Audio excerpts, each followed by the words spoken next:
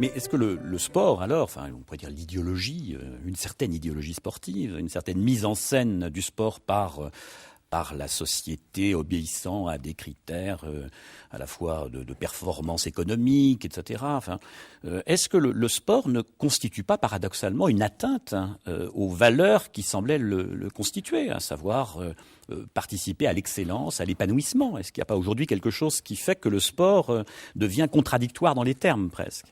On en arrive, on va même, si vous voulez bien, on va sortir du cadre du sport. On en arrive à une notion.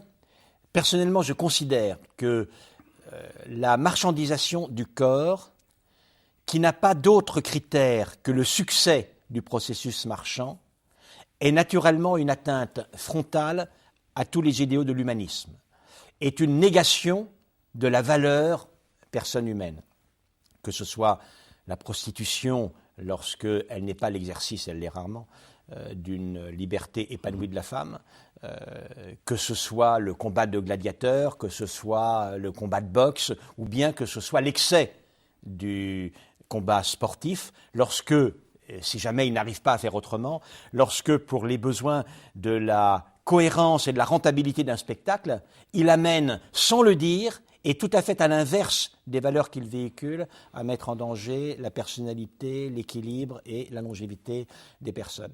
La question fondamentale n'est pas naturellement, ce serait un peu naïf, de nier la valeur économique de tous les spectacles. Or, nous avons vu, vous et moi, que le spectacle sportif est un spectacle qui a la même légitimité que les autres spectacles. Il y a des gens remarquables qui ont travaillé et qui montrent leur talent. C'est magnifique, il faut véritablement le montrer.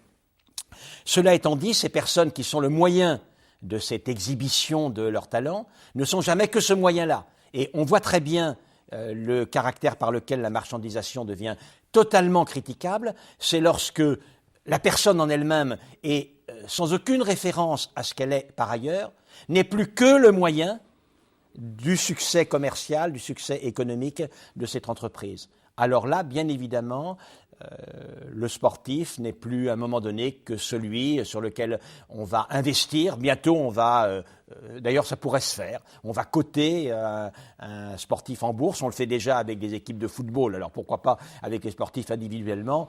On a commencé à parler de Kant. Ça, c'est naturellement totalement antinomique avec le premier principe catégorique selon lequel notre personne exige que nous soyons toujours également la fin de nos actions et des actions des autres.